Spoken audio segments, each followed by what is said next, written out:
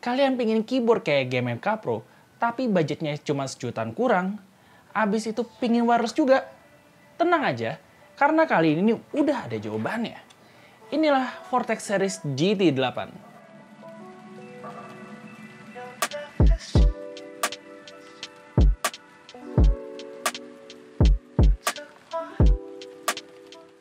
Packagingnya standar dus coklatnya Vortex Series. Polos-polos aja seperti biasa. Isinya ada keyboard, dongle, kertas-kertasan, dan kabel yang masih braided biasa. Sedangkan untuk kabel yang aviator itu hanya untuk varian wirenya si GT8 yang akan nyusul keluarnya. Pas dilihat keyboardnya, ini adalah Vortex Series yang standar banget dengan sedikit tambahan. Buildnya sama persis dengan VX9 Pro yang kemarin-kemarin udah gue review. Model top case-nya, bottom case-nya, keycaps yang masih ABS dan tampak murah, sampai switch bawaannya yang masih pakai OTEMU. Ini tuh khasnya Vortex Series banget yang versi budgetnya.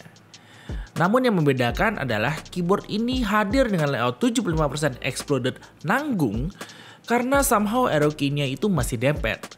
Lalu dia hadir dengan opsi 3 koneksi, knob, dan juga gasket mount.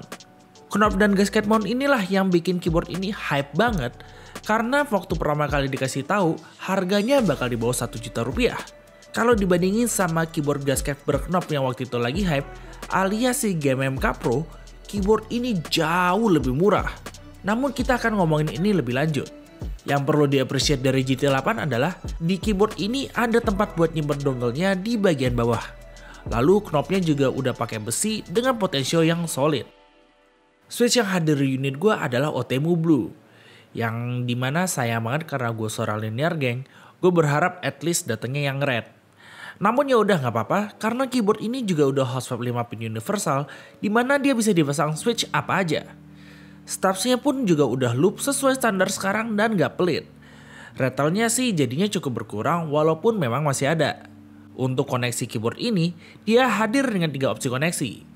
2 wireless dengan dongle 2,4 GHz, Bluetooth, dan juga dengan wired.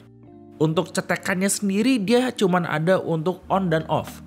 Jadi kalau kalian mau ganti-ganti modenya, harus menggunakan kombinasi function button. Untuk Bluetooth, mencetnya function plus 123 untuk device yang berbeda-beda. Lalu kalian kalau mau pakai dongle, pencetnya function plus 4. Sedangkan kalau kalian mau pakai wire, jangan lupa dipencet function plus 5. Untuk daya tahan baterai dalam mode wireless ini pun cukup lama, dimana bisa tahan sekitar 30-40 jam. Nah selain itu, banyak function lainnya yang bisa kalian cek di manualnya. Nah menurut gua keyboard ini ada sedikit kesalahan marketing. Karena dia mempromosikan keyboard ini sebagai keyboard gasket mount. Namun sayangnya ke gasket mountnya itu nggak deliver. Gasketnya ini menurut gue nggak berasa flexnya, dan pas dibongkar, emang si stripnya itu keras banget, dan bahkan alasnya tuh nggak rata. Menjadikan keyboard ini pas dipakai itu nggak berasa beda sama keyboard-keyboard Vortex Series lainnya yang tanpa embel-embel gasket. Tapi kalau gue mau ambil sisi positifnya, keyboard ini adalah keyboard 3 koneksi, hot swap, dan juga ada knob-nya yang paling murah di pasaran sekarang. Dengan harga 780.000, keyboard ini lebih murah dibandingkan keyboard-keyboard lokal lainnya. Tapi seperti keyboard Vortex Series lainnya, keyboard ini lebih cocok dijadikan kit daripada dipakai apa adanya, dimana kalian nanti ganti switch-nya atau ganti keycaps-nya. Nah, di tengah ramainya keyboard-keyboard brand lokal lain yang udah siap pakai dari out of the box, membuat keyboard ini rasanya agak underwhelming. Namun sebenarnya nggak gitu masalah sih, karena keyboard ini murah banget hitungannya. Walaupun murah dibandingkan dengan yang lain, keyboard ini sebenarnya salah satu yang paling premium di seluruh line-up-nya Vortex Series. Nah, karena hal tersebut, gue berharap sebenarnya ada presentasi lebih dari Vortex Series. Misalnya, case-nya lebih bagus, atau minimal keycaps-nya lebih menarik lah kayak VX64 dulu. Atau switch-nya udah pakai Gateron. Namun sayangnya Vortex Series belum bisa menghadirkan hal itu, mungkin karena untuk menekan cost supaya fitur keyboard ini lebih banyak kayak sekarang.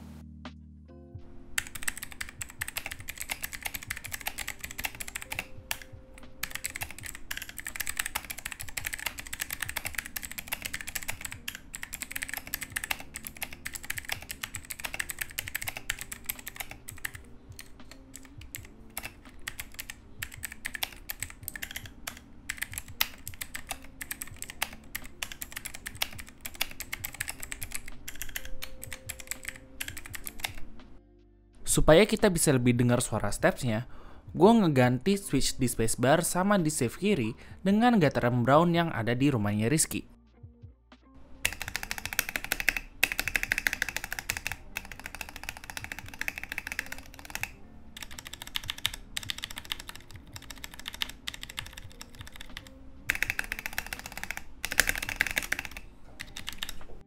Simpulannya, walaupun dengan beberapa ekspektasi yang tidak terpenuhi seperti isi gasketnya, Vortex Series GT8 ini merupakan opsi yang menarik untuk kalian yang nyari keyboard ala-ala GMMK Pro dengan budget gak nyampe sejutaan dengan bonus wireless.